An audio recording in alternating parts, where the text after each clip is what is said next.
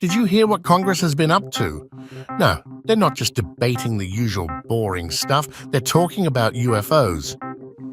Yep, on July 26, 2023, Congress had a hearing that's got everyone buzzing about those unidentified aerial phenomena, or UAPs, which is just a fancy way of saying UFOs because why not make it sound cooler?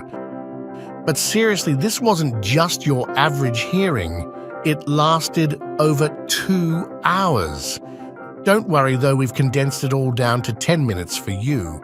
It's like the government finally decided to stop pretending aliens are just sci-fi. So, why is everyone freaking out? Stick around and we'll spill the tea on what exactly Congress said about UFOs in this hearing.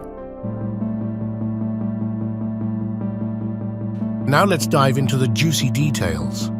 3 retired military veterans, David Grusch, a senior intelligence officer at the National Geospatial Intelligence Agency, NGA, from 2021 to 2023, who co-led UAP analysis, Ryan Graves, a former U.S. Navy FA-18 Super Hornet pilot with first-hand UAP encounters between 2006 and 2015, and David Fravor, a retired U.S. Navy commander and naval aviator with 18 years of service, who famously encountered a Tic Tac shaped object during a 2004 training mission, have made some jaw-dropping claims.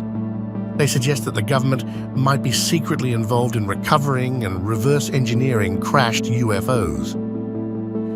But it gets even wilder. They also mentioned recovering non-human biologics from these alleged crash sites. So, is this sci-fi or reality? So what's the big secret? Retired Major David Grusch dropped a bombshell when he said he learned about a top-secret UAP crash retrieval and reverse engineering program back in 2019.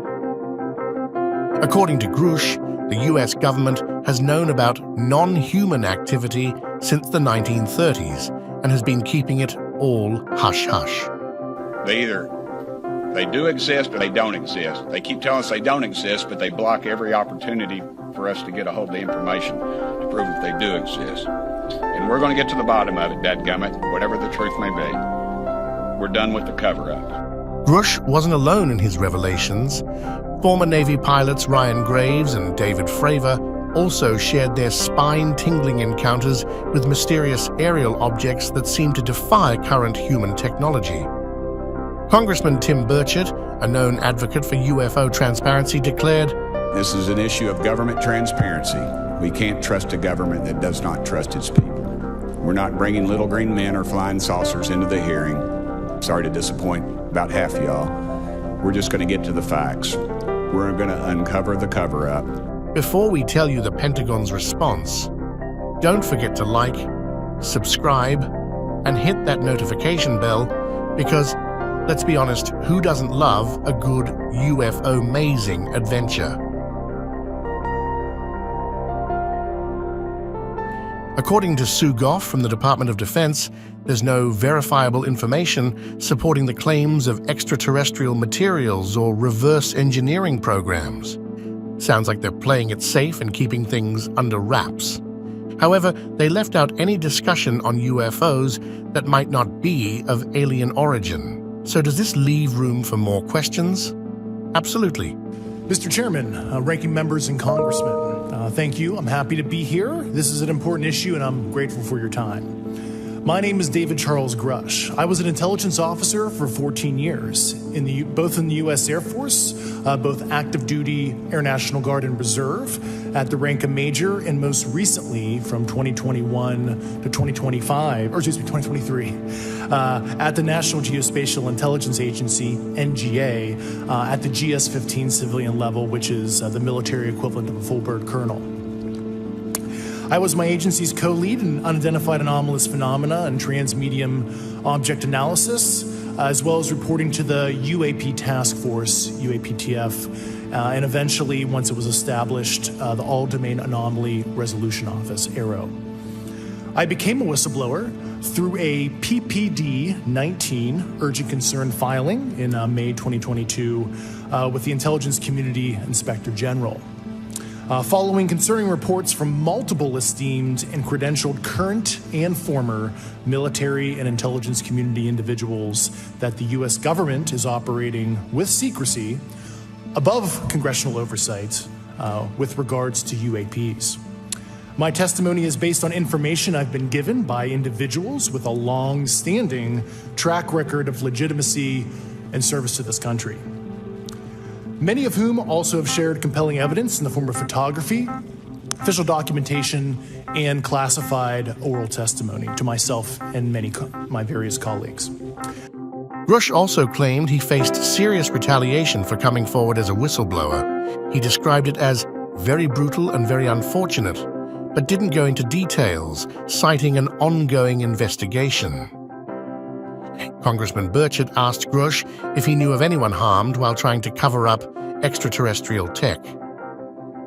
Grusch's simple reply? Yes. This raises some serious eyebrows about how far the government might go to keep these secrets under wraps. Do you have any information that the U.S. government is involved in a disinformation campaign to deny the existence of certain UAPs? I can't go beyond what I've already stated publicly in my News Nation interview because it touches other sensitivities. Despite all the drama, Grusch seemed hesitant to spill all the beans, mentioning that he couldn't discuss details due to the classified nature of the info. This has left some people scratching their heads and questioning the reliability of his claims. The hearing also highlighted how tough it is to get clear and definitive answers about UFOs. With the government's reluctance to share, the stigma around the topic and the lack of a standardized reporting process, it's no wonder we're still in the dark about these mysterious aerial objects. This hearing is just one part of a growing interest in UFOs. Former US Presidents Jimmy Carter and Barack Obama have also expressed curiosity about these phenomena. The Pentagon has acknowledged footage and records of unexplained objects, and the US military has reported over 650 instances of UFOs showing advanced capabilities that defy the laws of physics.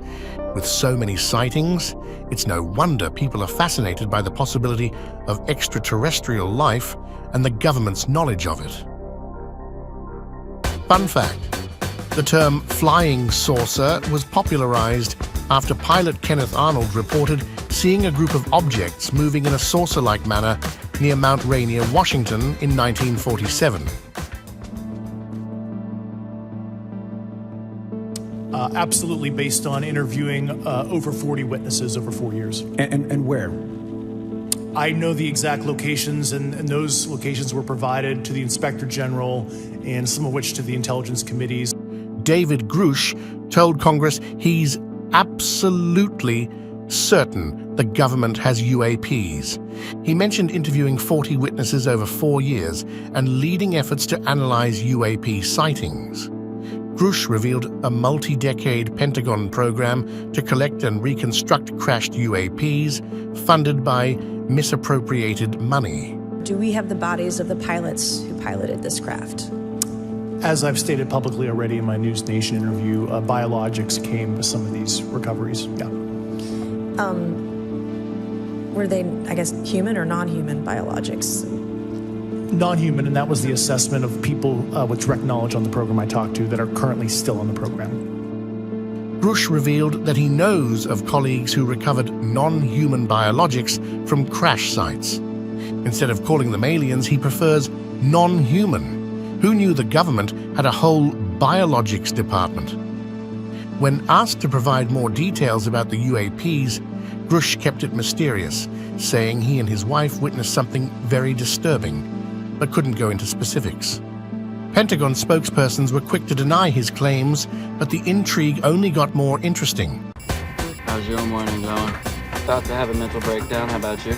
Nice. I'm in the middle of a mental breakdown already. Some lawmakers are pushing for clearer ways to report UAP sightings. Ryan Graves, a former Navy pilot, said pilots aren't properly briefed about UAPs, leaving them unprepared for encounters. He suggested that commercial pilots have seen UAPs too. There's a call for a safe and transparent reporting process for all pilots so they can share their sightings without fear. Graves even started a group to advocate for better policies and more openness. In closing, I would like to say that the Tic Tac object we engaged in 2004 was far superior to anything that we had on time, have today, or are looking to develop in the next 10 years. Yeah, I concur with that. We have nothing that can stop in midair and go the other direction, nor do we have anything that can, like in our situation, come down from space, hang out for 3 hours, and go back up. The whole fleet of them, look on the ASA. My gosh. They're all going against the wind. The wind's 120 knots from the west. Look at that thing, dude.